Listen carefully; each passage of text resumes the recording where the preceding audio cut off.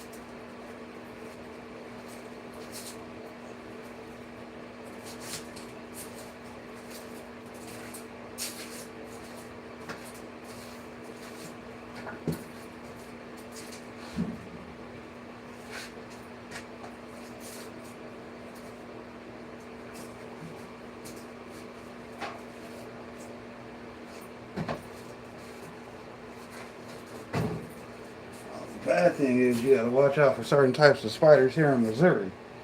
So hell, I know they get in this room, so I kind of grow in it. Like I said, I don't want them to move in and get it naturally comfortable. Hell, I'm the predator. You dig? I know this mug probably needs some more cow